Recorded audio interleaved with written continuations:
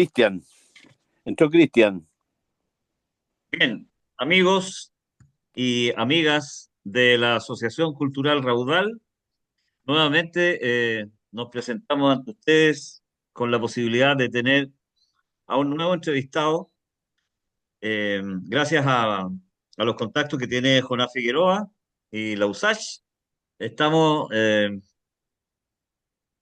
esta pequeña entrevista, conversatorio, en fin, no es ni lo uno ni lo otro, es un presentar a un nuevo amigo de la Asociación Cultural Raudal de Puente Negro, San Fernando, don Jorge Montealegre. Bienvenido, Jorge, a este conversatorio con la Asociación Cultural Raudal. Hola, muchas gracias. Gracias por la invitación.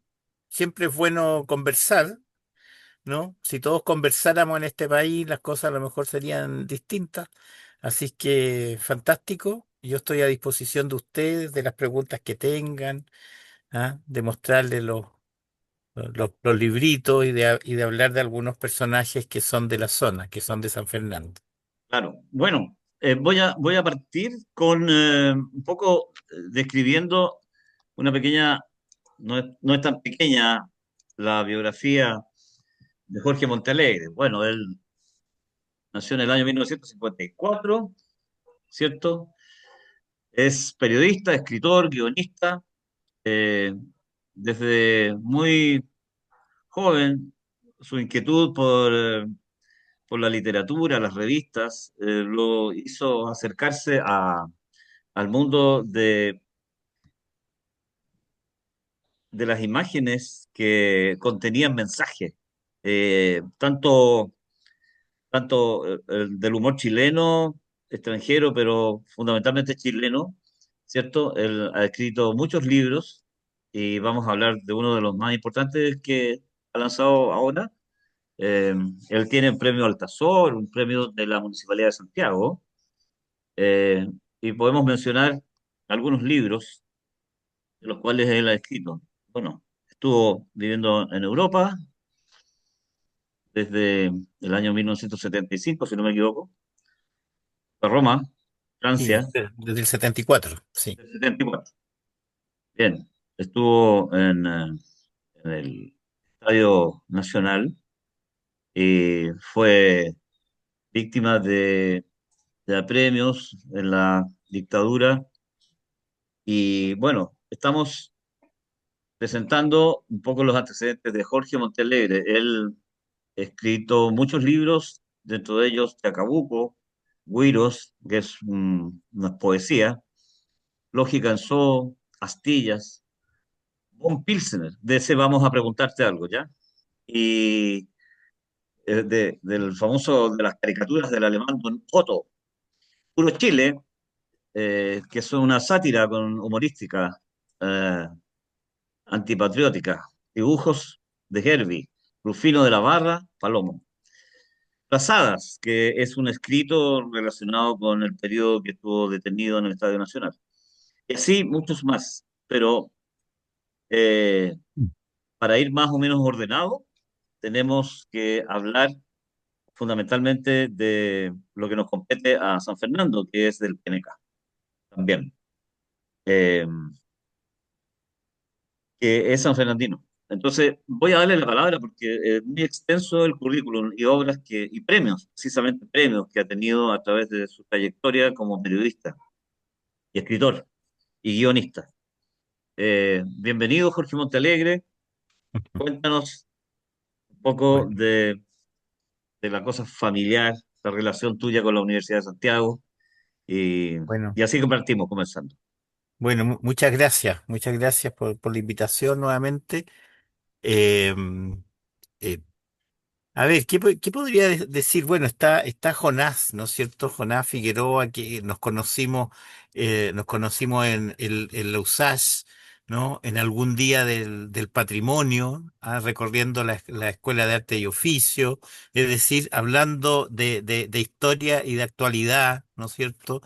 ¿No? Desde la sabiduría de Jonás en la arquitectura. Así que no es raro de que él haya haya estimulado esta invitación, ¿no? Porque son conversaciones que a veces se mezcla la nostalgia con las ideas de futuro, con los sueños, ¿no? Y bueno, yo estudié en la USACH, ¿no? Estudié en la USACH, ahí me titulé como periodista, después estudié en el Instituto Ideas, que también es desde la USACH, el Instituto de Estudio Avanzado. Y he trabajado, yo he estado en distintos roles en la Universidad de Santiago, me siento muy de ahí, ¿no? Porque hago clases también ahí, ahora estoy trabajando en la editorial de la USACH, es decir, he estado en distintos lados de ese tremendo campus, ¿no? Y me gusta, tengo como una cierta camiseta puesta con esa universidad y con su historia, ¿no? Con la Escuela de Arte y Oficios, con la Universidad Técnica. Cuando era niño, yo tenía que buscar dónde estudiar. Me encantaba la idea de que existiera un lugar que se llamara Escuela de Arte y Oficio. Esto de que fuera de arte y no, donde uno puede hacer un poco lo que le gusta y de oficio en que puedan conseguir un trabajo, me gustaba. A lo mejor no tenía nada que ver con mis ilusiones de niño, pero me gusté, sabía que existía esa Escuela de Arte y Oficio y me gustaba esa mezcla, ¿no? del oficio y el arte y la creatividad y el trabajo, ¿no? Una muy buena mezcla, muy formativa, ¿no? Así que bueno, eso con la USACH, ¿no? Con la universidad. Y aprovechando la invitación de ustedes, ¿no? Poco por el territorio, ¿no? Por San Fernando y todo.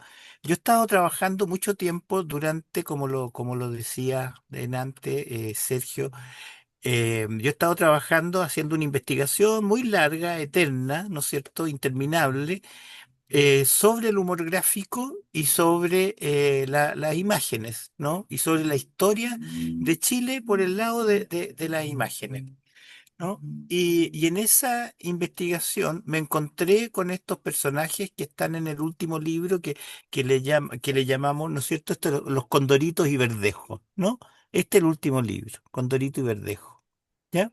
Pero cuando me invitaron ustedes, quise relacionar ese libro con un gran personaje de San Fernando que es Coré, ¿no? Entonces, en el libro de los Condoritos y Verdejo, ya voy a llegar a Coré, ¿no? Pero en el libro de los Condoritos y Verdejo, resulta que hay muchos condoritos y muchos verdejos en la historia de Chile, ¿no? Y me interesó mucho, dice, ¿por qué el condorito de Pepo, es tan famoso y tan internacional y por qué ha durado tanto tiempo, etcétera? Y la respuesta que encontré es que el cóndor pasa, ¿no?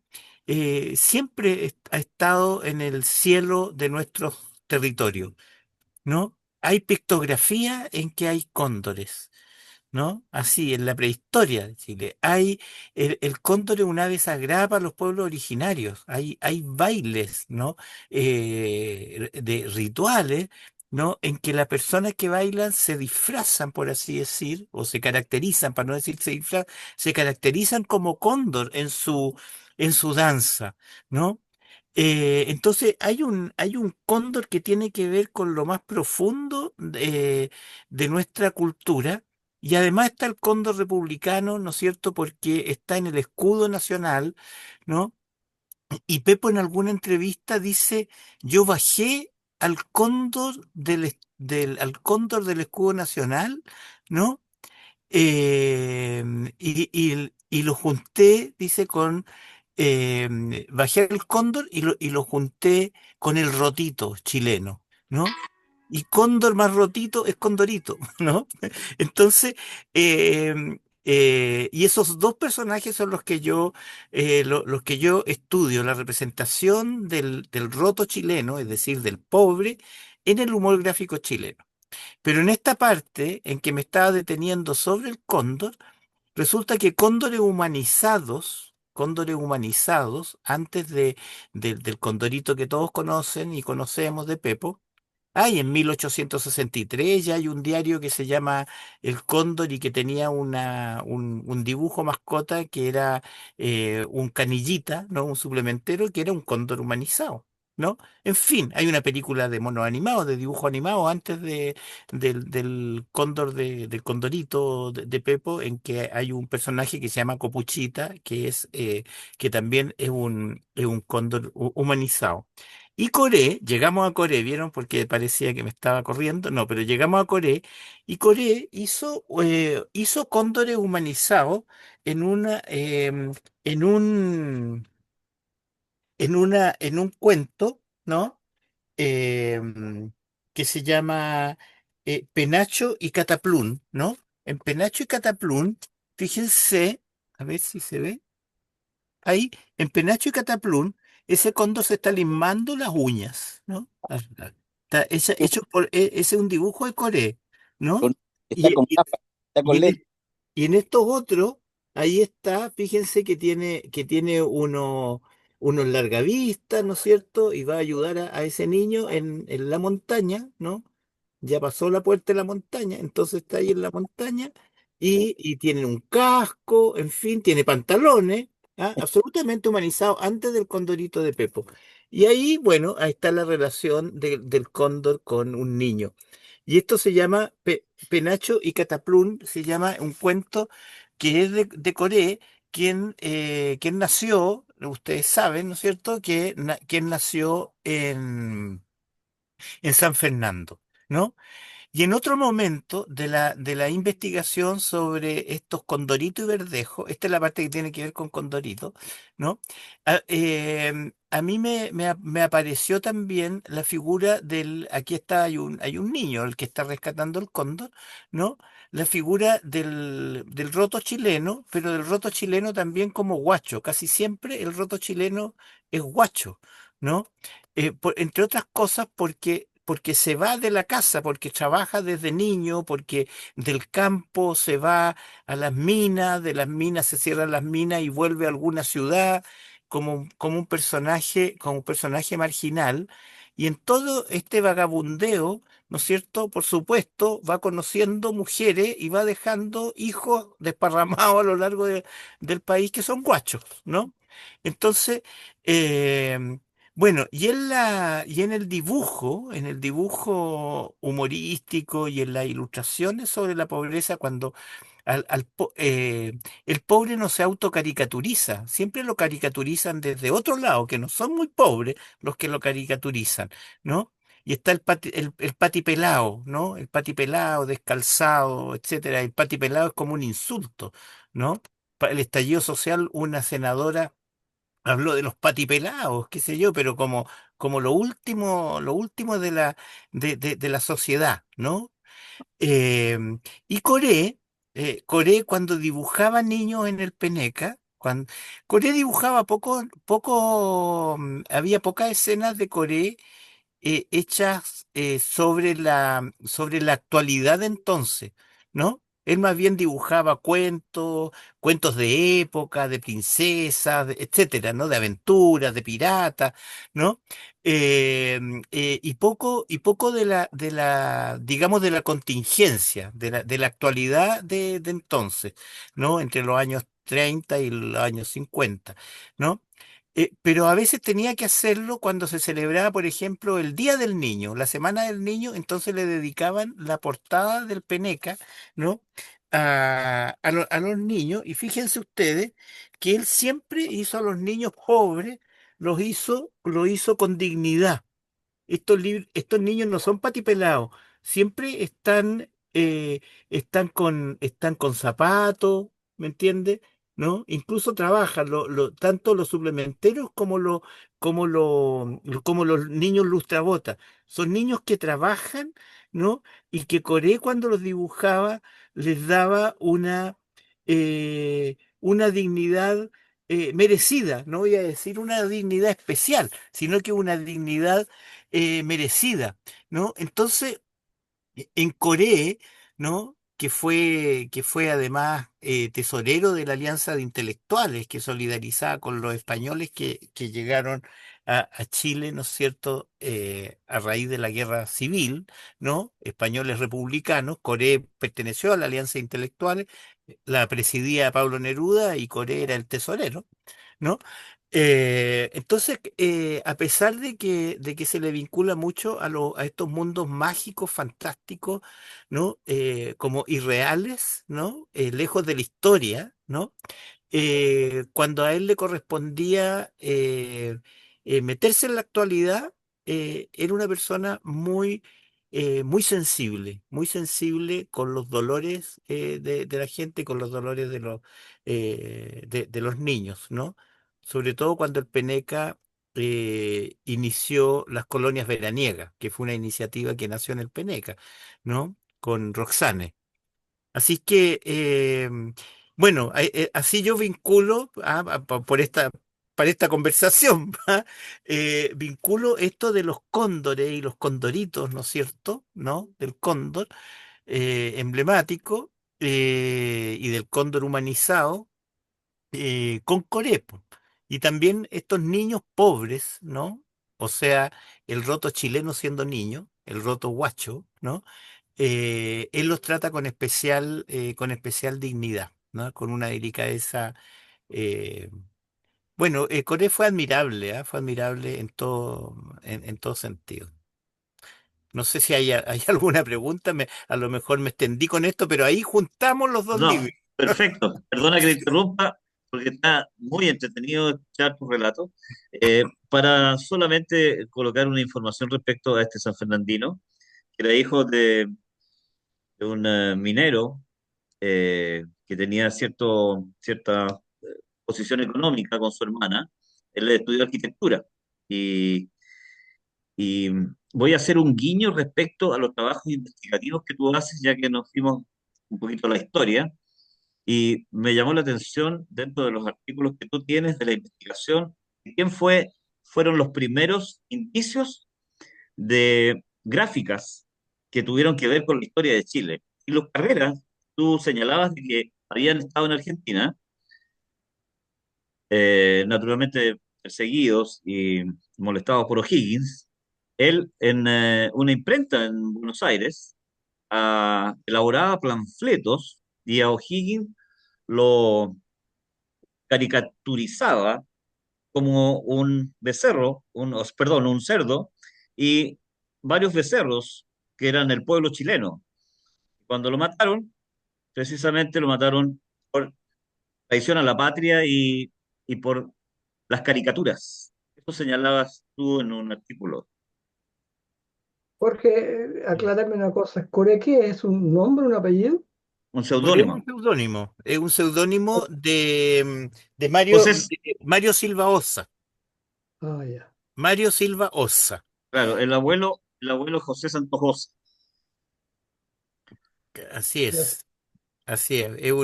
Y ese nombre es un nombre de un rebelde de la Biblia. Es un personaje bíblico, Coré, ¿no? Que en algún momento se revela. Bueno, yo no soy experto en historia sagrada, en historias bíblicas y eso, ¿no? Pero él lo toma de un personaje que se revela dentro de algún pasaje del Antiguo Testamento, ¿no? Coré. ¿No? Yo creo que hoy día es muy fácil buscar eso y saber un poco más de por qué. Y es interesante porque él, por lo que contaba antes, siempre fue un rebelde al final, ¿no? Cuando él ilustra el silabario hispanoamericano, ¿no? En el texto del silabario hispanoamericano hay un texto referido a los gitanos, y el texto es muy discriminatorio. Y el dibujo es absolutamente contradictorio con el texto discriminatorio, por ejemplo, ¿no? El La silabario palabra, hispanoamericano, el que todos, muchos aprendimos a leer, el A, E, I, U, que sí, salen dos niñitos leyendo así es, precisamente una así es, revista que es así eh, es.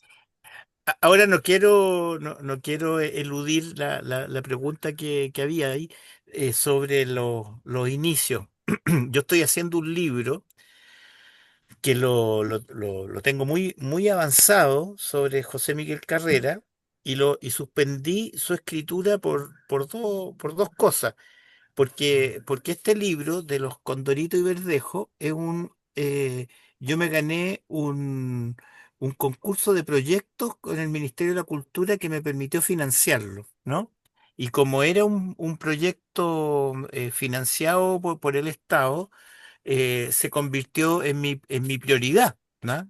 Para cumplir con el proyecto y para después hacer una rendición como corresponde de esos recursos públicos, ¿no? Entonces suspendí la escritura del libro sobre José Miguel Carrera. Esa fue una razón. Y la otra razón es que por razones más bien accidentales, hoy día estoy a cargo de la editorial de la USACH, ¿no es cierto?, en una suplencia. ¿Ah? Y uno nunca sabe cuánto dura la suplencia. Entonces, en cuanto se acabe la suplencia, yo creo que voy a poder retomar ese libro, ¿no? Pero algunas, algunas cosas que se pueden decir. El libro tiene que ver con dos aspectos que se pueden Ahí resumir están de... mostrando, perdón, ahí está mostrando Cristian, el penca que tiene allá. Ah, claro, Eh, ahí está ese... Cristian lo tiene, que lo siguen vendiendo, ¿ah? Súper pirateado, pero lo siguen vendiendo. sí. Disculpa que te haya interrumpido. El... Bueno.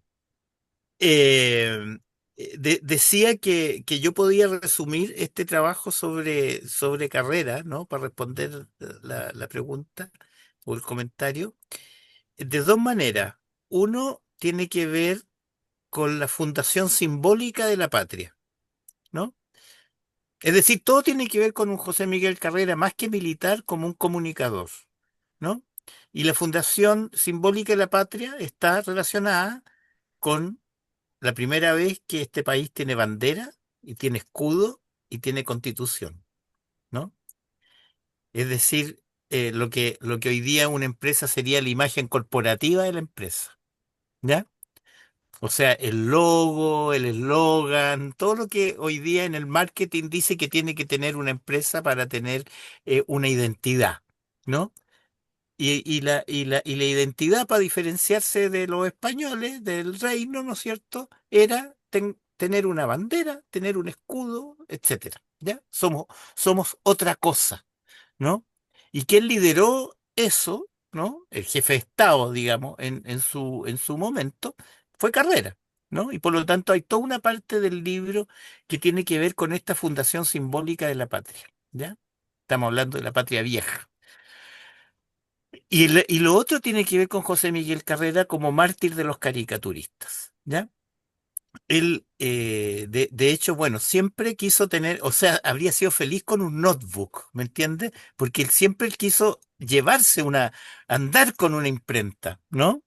Ah, y de hecho en algunas correrías tenía unas imprentas de naipe que se llamaban, que eran unas imprentas chicas. Pero él se instaló, por así decir, con una imprenta y un grupo de chilenos, ¿ah? Nunca él estaba solo, ¿no? Estaba Candarillas, habían otros, ¿no? Eh, Tuvo una imprenta que se llamaba la Imprenta Federal, que funcionaba en Montevideo.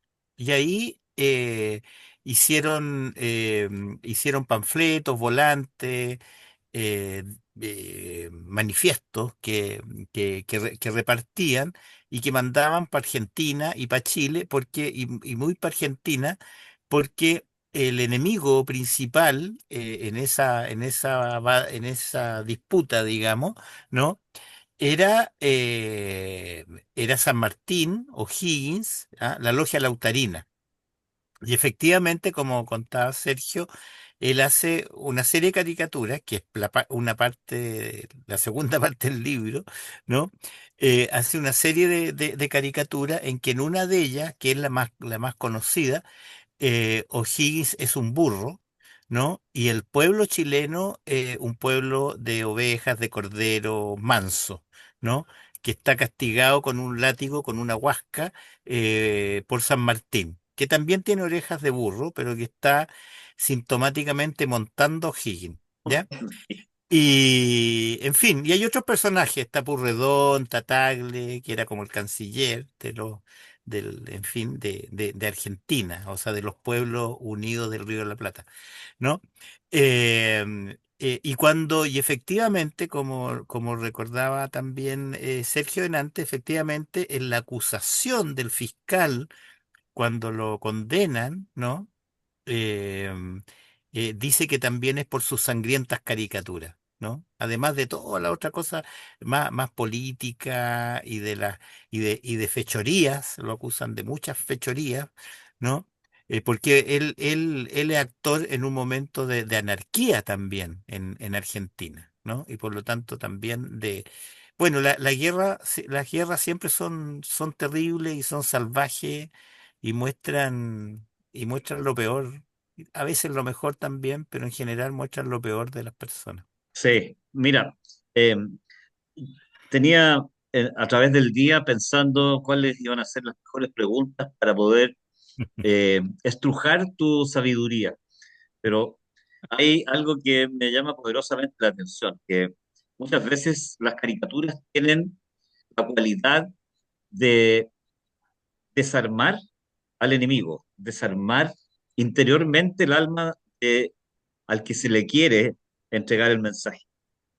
Porque tal como tú relatabas recién, San Martín con orejas de burro encima de O'Higgins, chicoteándolo, eh, una imagen caricaturesca provoca en la sociedad y en los seres humanos sensaciones, emociones que a veces provocan tanto o más cambio que una poesía. Te quiero consultar porque tú has hecho un trabajo investigativo sumamente profundo respecto a la historia de los caricaturistas chilenos. Y quisiera preguntarte, ¿qué opinión te merece este porteño Lucas, un hombre que yo seguía permanentemente y me llamaba poderosamente la atención cómo él lograba interpretar los momentos políticos y no tan solo políticos, sino que acontecimientos de los cambios de la sociedad a través de sus grabados? Bueno, tenía la cualidad que tiene todo buen dibujante, buen arquitecto, y de eso sabe mucho Jonás también. La mano suelta que tenía, yo aprendí a dibujar también y conozco de aquello, de cómo puedes tú reflejar una idea a través de un lápiz. Cuéntanos qué opinión tienes tú de Lucas. Bueno, Lucas como Coré y como Herdy estudiaron arquitectura, y como Roberto Mata, ¿no? Estudiaron arquitectura. Por lo tanto, ahí hay una fuente, no solamente de saber dibujar, sino de una cultura también más amplia, ¿no? Bueno, de Lucas, yo tengo de él como dibujante, ¿no? Como observador, como una persona suspicaz, ¿no es cierto? La mejor opinión. Políticamente era muy suspicaz, era muy observador, ¿no? Repito eso. Y era buen dibujante, ¿no?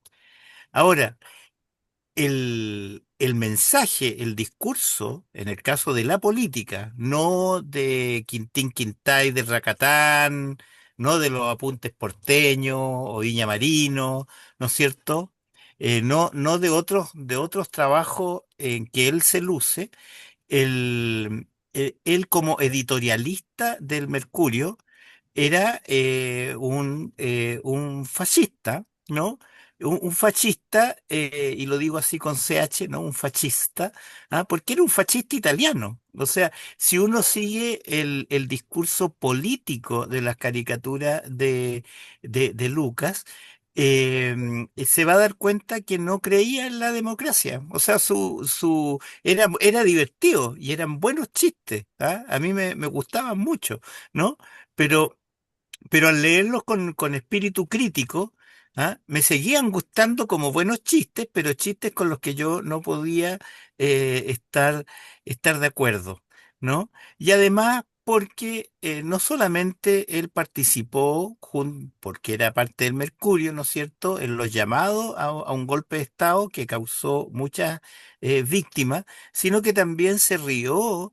Se rió de víctimas, por ejemplo, cuando a la embajada italiana lanzaron el cuerpo de Lumi Videla, que está en la lista de desaparecidas, tengo entendido que fue asesinada por la DINA. Luca hizo un chiste que en el fondo decía que todo eso era un circo, ¿no? Amargo. Que Mm. todo eso era mentira, ¿no? Y lo hizo como que esta, como que esto, como el hombre bala, ¿ah? De los circos, ¿no? Como que del hombre bala de un circo habían lanzado este cadáver a las puertas a las puertas de la embajada italiana, ¿no? Y otro caricaturista en el diario La Segunda también se rió de ese caso y muestran como un portero elegante, un portero diplomático, digamos, de la embajada, barriendo los huesitos para afuera porque era como basura. Entonces, esas cosas yo no las puedo pasar por alto, ¿no? Y sin que se me quite la admiración de él como dibujante y una trayectoria en ese sentido, ¿no? En revistas también picarescas, o sea, en la revista Cancán, por ejemplo, ¿no? O en la revista El Pingüino. Él era un buen humorista y un buen dibujante y un buen observador, ¿no? Pero yo nunca he estado de acuerdo, o a veces hasta a veces también. Uno no puede decir que uno está en desacuerdo en todo con esa persona, pero en su estructura como de mirada política, Luca era un fascista italiano. Él era italiano. Sí, ¿Ah? sí. Renzo Pochettino. Otro personaje que llama poderosamente la atención dentro de las caricaturas chilenas era Pepe Antártico, y otro que tú investigaste también, harto, Sí. que lo utilizábamos para mofarnos un poco de los extranjeros, era Don Noto. Cuéntanos un poco de aquello, por favor. Ya. Bueno, de Percy que también fue profesor en la Universidad Técnica, fue profesor en la Universidad Técnica, en la Escuela de Publicidad. Yo lo conocí, teníamos una buena relación. Él era mucho mayor que yo, no le gusta decir su edad, pero era mucho mayor que yo. ¿Ah? Teníamos una buena relación. Trabajó en la UT, como decía, y y tuvo también un papel triste en lo político, ¿no? Un vicerrector designado, ¿no? Y firmó la exoneración de mucha gente de la universidad, Ya, ¿no? Y acusó a un colega, a Nacor, a Mario Navarro, que terminó en el Estadio Nacional, ¿no? Esa es una parte oscura de una persona simpática, ¿ya? Y que tenía el mérito de haber mantenido, por así decir, la tira cómica diaria que duró más tiempo en la historia del humor gráfico chileno. O sea, el Pepe Antártico duró muchos años, ¿no? Y hecha por el mismo autor, ¿no? Porque hay otras tiras cómicas diarias que se han mantenido por mucho tiempo, pero la hacen distintos dibujantes. Pero en este caso, el mismo dibujante, ¿no? Casi siempre, ¿no? No en las revistas, pero la tira cómica la hacía él. ¿Ah? Las revistas no, pero las tiras cómicas las hacía él y se convirtió prácticamente en un récord de Guinness. ¿Ah? Una vez quisimos hacer, porque yo se lo propuse e hice una gestión que no resultó mucho, le dije, mira, había un aniversario, algo así que tenía que ver con la Antártica, ¿ya? Y le dije, oye, hagamos una exposición de Pepe Antártico en la Antártica, ¿no? Y en ese tiempo, Michelle Bachelet era ministra de Defensa, ¿no? Y por una cuestión social, yo me encontré con ella, qué sé yo, y le dije, ¿ah?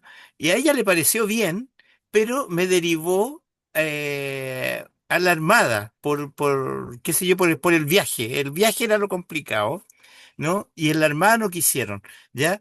Pero porque yo lo que le propuse a Percy, le dije, mira, si hacemos si haces tú, o sea, no yo, él con sus dibujos, pero con el Pepe Antártico, una exposición en la Antártica va a ser la exposición más austral del mundo. Y eso te van a dar un Guinness, ¿no? Sí, Eh, en fin, yo tenía una buena relación, discutíamos, ¿ah? O sea, era una relación franca, era de cierta amistad. Él fue muy generoso conmigo, ¿no? En el sentido de darme información, qué sé yo, de darme algunos originales incluso de otros dibujantes, de Fantasio, por ejemplo, ¿no? Y me daba hartas explicaciones porque él sabía que estaba arrepentido, eso decía, ¿no? Que estaba arrepentido por su comportamiento después del golpe de Estado. ya. Mira, quiero ser bien democrático con esta conversación y creo que yo te he hecho algunas preguntas y le voy a dar el pase a Cristiano, a Héctor o a Jonás para Y que después hablamos de ponga- Donoto. Eh, le- Héctor, ¿quieres consultar algo? ¿O Cristian? Te doy la palabra, Cristian. ¿Me escucha? Ah, se cortó. A ver, voy a abrirles un poco las pantallas. Lo que Bueno, pasa es que a lo está. mejor Ay, Cristian. debería preguntarle a Jorge dónde se pueden conseguir algunos de esos libros humorísticos, pues. Ah, si tienes alguna consulta, Cristian, tienes el micrófono abierto. Abre el micrófono. Eso. No, Mire, como es como el talón de Aquiles de la industria editorial en Chile es la distribución, ¿no? Es muy difícil eso. Entonces lo que nosotros estamos haciendo ahora es vendiendo los libros por Busca Libre. Entonces se piden como por internet directamente a Busca Libre, y ellos se encargan de pedirlo a la editorial cuando ellos no lo tienen. Pero el Condorito y Verdejo, el último, se está vendiendo por Busca Libre y no han pedido más, por ejemplo, ¿no? Parece que es lo más expedito para no hacer promesas que a veces uno no cumple, ¿no? Qué sé yo, mandar estos libros grandes por correo, se encarecen, etcétera. No tenemos como una infraestructura que permita una cosa expedita en ese sentido. Y por eso estamos recurriendo a Busca Libre, ¿ya? Pero bueno, yo interrumpí porque Cristian sí, él adelante, tenía la Cristian. palabra, perdón, Cristian. Vamos. No, por favor, muchas gracias, Jorge. Eh, eh, eh,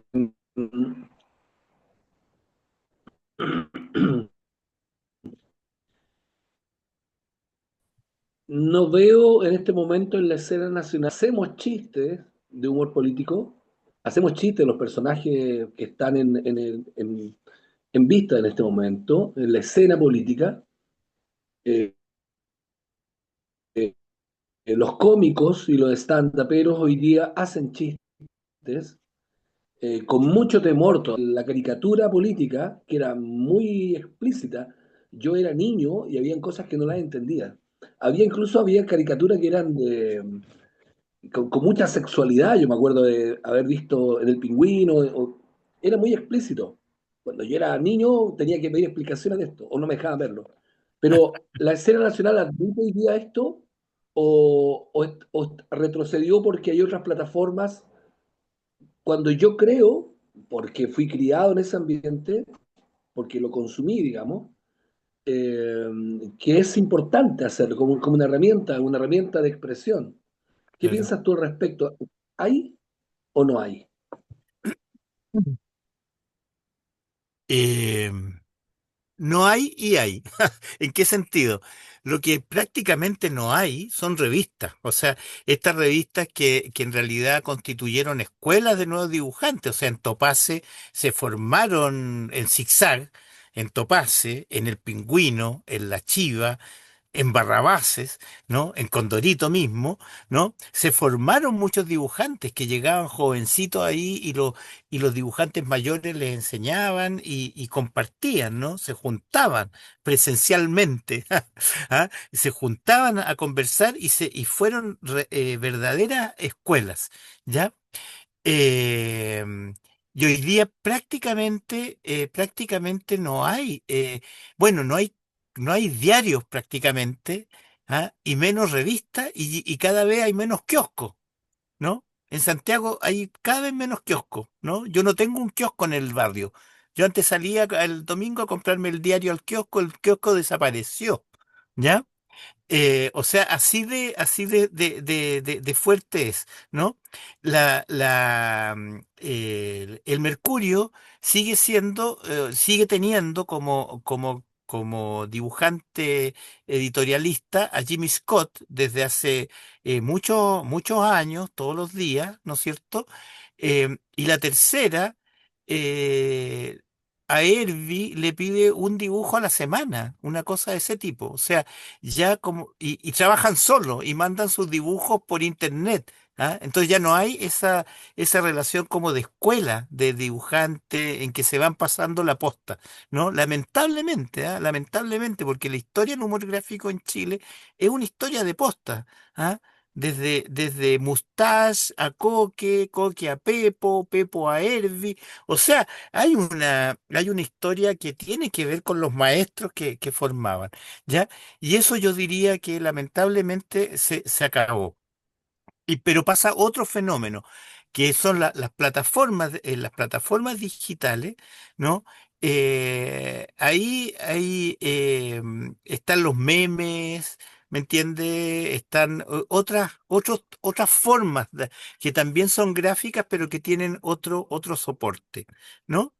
Y también lo que hay, están los estandaperos, no, nombraba Cristian con mucha razón, y en el stand-up, que tiene un público reducido y en general es en vivo, aunque ahora se graban y se transmiten, pero en general el stand-upero se debe a un público amigo, a un público cómplice, llamémoslo así, a un público cómplice, y el stand-upero tiene poca autocensura, ¿no? Porque se debe a ese público que le va a aguantar lo que diga, ¿no? Y puede ser muy, muy gracioso, ¿no? Pero fuera del reducto medio privado del stand-up, ¿no es cierto? Del teatro, etcétera, y de la cosa anónima del internet, yo diría que prima más bien la autocensura todavía. Mm.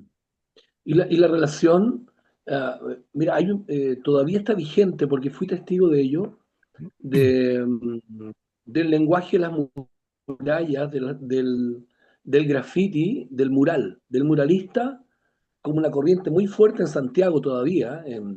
Fui testigo, de hecho, en la comuna del Bosque, por ejemplo, que yo participaba en algunos colectivos. Me llamaba la atención la calidad de los muralistas y su trabajo personal, que era pintura, que era óleo, acrílico, y eran chicos que se veían en el mural muy marginales, digamos, Sí. eh, pero que siguen trabajando muy fuerte. Y habían revistas, porque cuando armábamos unas intervenciones en ciertas poblaciones que estaban tomadas por la droga, entonces ellos iban y nos convocaban y hacíamos intervención cultural, artística, para desplazar a los narcos. Que sigue sucediendo eso, porque como yo estoy afuera ahora ya no participo, Claro. pero me llamó mucho la atención que había pequeños trabajos muy artesanales. Claro, se Es congeló un una, poco, es una pena que se le corte pero la transmisión a Cristian, está un poco débil la señal, pero ya, entendiste la idea de sí, no, lo que quiso decir. sobre eso yo creo que también en lo colectivo, ¿ah? Porque el trabajo del muralismo es un trabajo absolutamente colectivo, que a veces es anónimo y que a veces lo firman como el colectivo, ¿no? Eh, bueno, y hay gente que se destaca mucho también en la creación de Sí. artistas del muralismo. Yo destacaría a dos, al Mono González, que hoy día le dieron el Premio Nacional de Arte, y a Mico, ¿ah? Que se llama Luis Enrique, que también ha organizado unas brigadas realmente para hacer murales. Pero hay unos murales, en la misma universidad nuestra, ¿no? En la USACH, hay unos murales preciosos, ¿no? De hecho, hay uno firmado en la entrada de la universidad, firmado por INTI, ¿no? Que tiene un prestigio internacional. ¿No? Y en una comuna hay una serie de edificios que se llama el Museo al Aire Libre, ¿no? En que hay unos tremendos murales hechos por mucha gente, ¿no? Y que las autorías son distintas, pero en general son autorías que tienen que ver con un trabajo colectivo, ¿no? Y algunas de esas son distintos estilos, ¿no? Algunas tienen humor, ¿no? Y otras, y otras no, pero de una gran calidad. O sea, el pero se puede borrar de lo que dije porque no es que la cosa sea buena si tiene humor. Yo trabajo sobre el humor, pero puede no tener humor y ser muy buena, digamos, ¿no? ¿Tú Sí. crees que, tú crees que este arte está condenado a la muerte? El muralismo. No, la gráfica humorística. Ah, no, no. O sea, lo que pasa a ver, hay cambios culturales y hay cambios tecnológicos que creo yo que afectan esto. El cambio cultural, ¿no es cierto?, podría ser de que en la modernidad, ¿no es cierto?, hoy día hay cuestiones que inhiben cierto tipo de humor, porque el humor no es ni bueno ni malo en sí, ¿no? O sea, todos a nosotros se nos ocurren cosas humorísticas, ¿ah? Pero a lo mejor tenemos un entorno que nos reprime el decirlo, pero no es que no se nos ocurra. Y se nos pueden ocurrir cosas muy políticamente incorrectas y nos podemos dar cuenta de que es mejor no decirlo, ¿no? Pero que se nos ocurren, ¿no? Y el humor no es bueno ni malo en el sentido de que puede ser muy sano, ¿no? En el sentido de distender, por ejemplo, una situación tensa, ¿no es cierto? Pero también puede ser un humor maligno en el sentido de que puede tensar una reunión. O sea, yo puedo tirar una talla en esta reunión, ¿no es cierto? Y como poner una bomba, ¿me entiendes? Ser muy eh, Agudo. incorrecto en el sentido de qué sé yo, de que alguien se pone como muy, muy pesado, por decirlo así. Y el humor puede ser muy discriminatorio, pero también puede servir para distender y decir las cosas de una manera que no sean ni injustas ni discriminatorias. Entonces, como hay mucho humor discriminatorio, en la modernidad, ¿no es cierto? Ya los humoristas han tenido que darse cuenta, ¿ah? Que no pueden reírse de una persona porque tiene un defecto o porque tiene una determinada tendencia u opción sexual, en fin, o porque pertenece a una determinada etnia o raza, en fin, ¿no? Porque el público, en la medida que va incorporando el respeto a la diversidad, se va a reír menos también y a lo mejor hasta lo pifian si insiste con un humor que es discriminatorio, ¿no?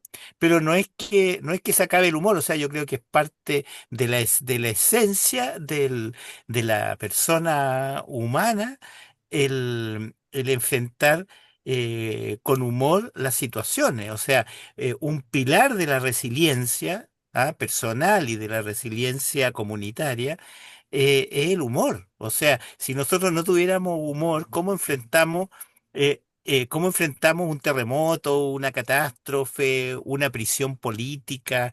¿No es cierto? Nuestro humor negro, ¿no? Hasta en los funerales se cuentan chistes que de alguna manera están como relajando una situación triste, una situación tensa, ¿no?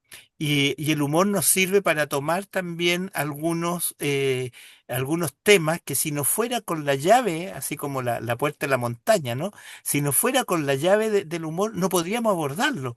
Algunos temas que tienen que ver con la enfermedad, por ejemplo, ¿no? A veces uno primero tira la talla y después se empieza a poner seria la conversación, pero de alguna manera abrió esa puerta, ese tema un poquito tabú, ¿no? Hablar de la muerte, hablar de las enfermedades, ¿no? En fin, ¿no? Así que yo no creo que eso vaya a morir. Lo que van a morir, lo que va a morir son algunos soportes del humor, ¿no? Hay un comentario que te quiero señalar a los auditores y quienes vean este video que tiene relación con esto. Yo conversé con el Chino Navarrete, el humorista chileno, cuando Éramos amigos. estuvo detenido. Yo conversé con él acá en Limache y estuvo en el barco y él me relataba de que cuando estaba preso, eh, solo, en su reducto de la prisión, donde los tenían ahí en el barco, eh, comenzaba a transmitir como en una radio y les cambiaba el estado de ánimo a sus compañeros detenidos, igual que él, en el LEU, en el LEU. Y Claro. les decía, estoy transmitiendo de la radio Limache. ¿Quiénes están por ahí? Y les contaba historias y los entretenía y los hacía irse de su realidad, ¿ah? Con este sueño imaginario que él contaba. La verdad es que no hay que tener tantas capacidades para poder eh, imitar al Chino Navarrete, que era extraordinario. Se nos fue. Claro. Pero te señalo esto porque estamos justamente hablando de aquello. Sí. Y quisiera eh, darle la palabra a Jonás Figueroa porque hay una parte en toda tu trayectoria, estimado Jorge Montalegre, agradecido siempre de la oportunidad que tenemos de entrevistar a personas tan interesantes y amenas como tú. Es Jonás va a hacerte algunos comentarios respecto a lo que la Asociación Cultural Raudal de Puente Negro va a estar preparando a través de estas conversaciones. Justamente tengo el encargo y me comuniqué con el Mono González para Bien. tener una conversación con él también, felicitarlo por su premio tan merecido de una trayectoria de más de 50 años, graficando la realidad chilena a través de sus obras.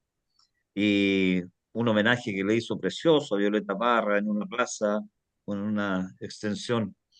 Jonás, ¿estás por ahí para compartir una, unas inquietudes relacionadas con la denominación eh, La Puerta a la Montaña? La Puerta a la Montaña es un, es una jingle, un mensaje, un poema que va a hacer convertir a los chilenos que están en la sexta región, en vez de mirar hacia Pichilemu, Santa Cruz, que miren hacia la montaña. Adelante, Jonas. Eso, bueno, en primer lugar agradecer la buena disponibilidad que ha tenido Jorge para aceptar esta invitación y comentarnos, ¿no? Cosas que son de muy profunda, ¿no? Calado, ¿no? Como es el humor político, ¿no? Yo por mi trabajo, trabajo en Argentina, Bolivia y Perú, leo mucho esta prensa de estos países y me doy cuenta que existen muchas tiras cómicas diariamente en la prensa argentina, qué sé yo, no solamente está Quino y está Caloy, sino están otros nuevos que están apareciendo, ¿no? Mafalda. De Mafalda, claro, historietas, ¿no? Cómic. ¿No?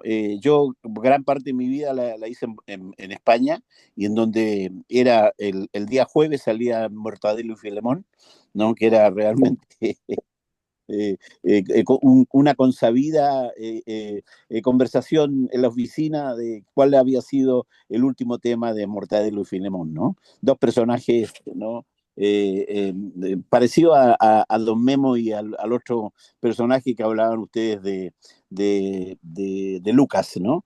Y también en Perú, que existen muy buenos dibujantes de la prensa diaria, como por ejemplo Carlín, Eduardo, ¿no? Que hablan de los temas políticos diarios, y hacen muy buenas interpretaciones, ¿no? Yo quiero señalar lo siguiente, gran parte de mi formación arquitectónica lo hice leyendo historietas, ¿no? En tiempos en que los personajes de la historia de la arquitectura, como Le Corbusier, ¿no? Aparecían en las historietas.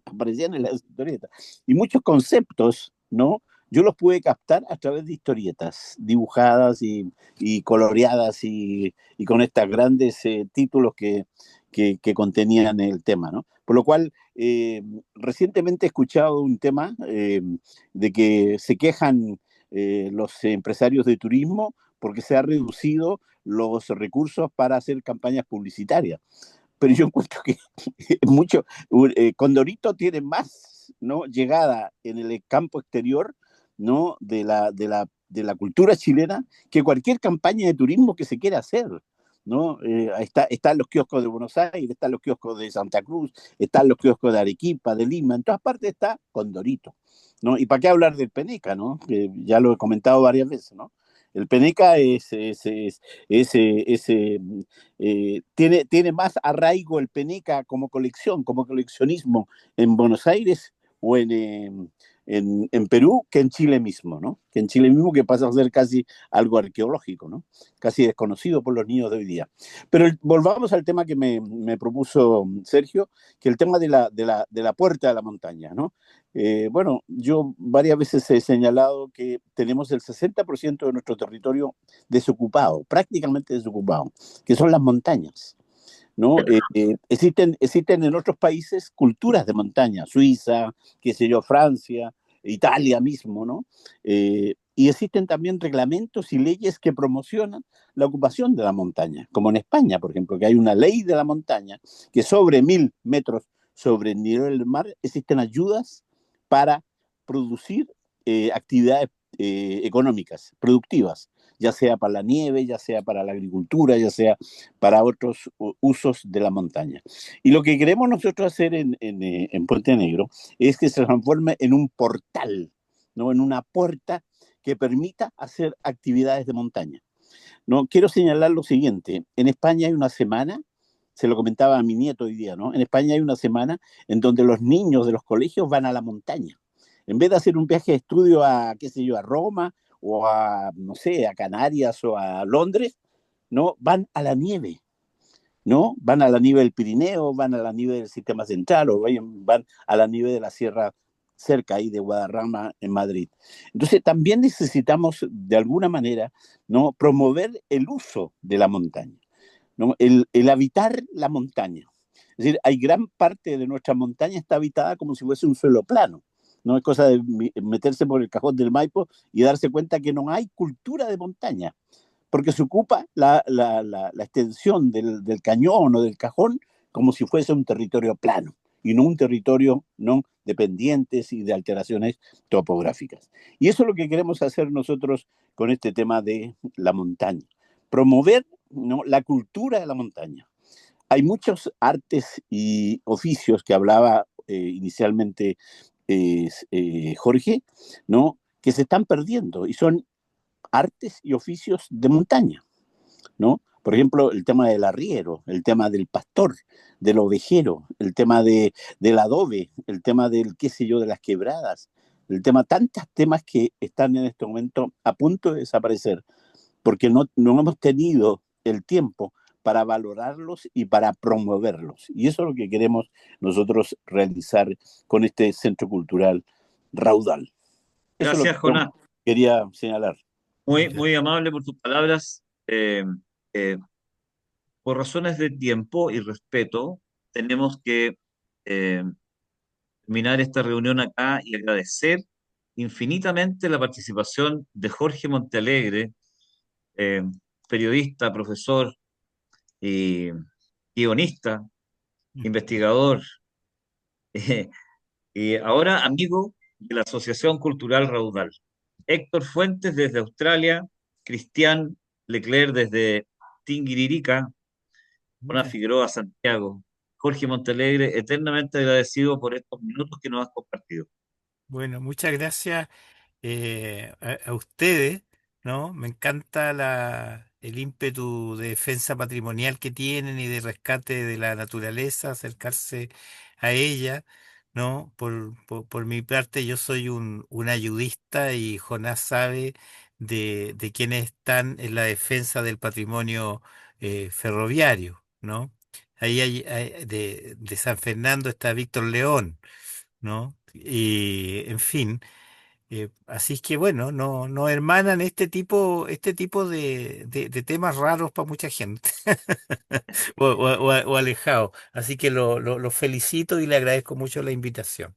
Bien, entonces, para una próxima oportunidad te invitaremos y vamos a compartir esta hermosa conversación. Cristian, tienes la palabra para despedir Breve, tú la reunión. no dejar pasar, a propósito de Jorge Montalegre, que el poeta Gustavo Donoso fue el creador de la Margarita del Fortín Mapocho, Por que fue un supuesto. Qué ícono, bueno. y a eso me refería. Sí, Gus, bueno, y Importante, también está Tevito de TVN, también, que fue un personaje tan clave. Gustavo Donoso, buen poeta, ¿ah? Publicó varios libros de poesía, yo lo conocí, lo quería harto. Sí, sí, sí, cierto. Un hombre muy bueno, un hombre muy bueno. Héctor, ¿tienes algo que lindo. decir antes de que nos Sí, vamos? muy corto, Jorge, pero me ha gustado mucho escuchar tu presentación después de casi 40 años viviendo acá. Gracias. Acá no existe este tipo de humor, fíjate. Acá no se puede, en Chile hacen humor de cualquier cosa, pero en la cultura anglosajona el humor no existe de la persona, de la forma, del sexo, del color de la piel, del alto, Claro, no existe. Es ilegal. claro, Si yo le digo Que- chino, a un chino me meten a la cárcel. Entonces, es una diferencia que a mí me ha interesado mucho la cultural, presentación cultural. de Pero cambia, afortunadamente la cambia. visión. Claro, y es terriblemente fuerte y es lo que nos cuesta a los chilenos. A todos los chilenos que llegan acá siguen con nuestros chistes y a veces traducen un chiste chileno a un concepto inglés que no funciona para nada. Entonces, a mí me costó muchos años y de hecho me cuesta entender los chistes y las cosas contemporáneas que cuentan en Chile. Por eso, porque a uno ya se le olvida ese tipo de cosas. Esa observación te quería hacer, pero me ha gustado mucho los conceptos que tú has expuesto y voy a ver si consigo alguno de tus libros. Muchas gracias, pues. Un Bien, abrazo. muchas gracias a todos y será hasta la próxima reunión. A todos los amigos de la ACR, muchas gracias.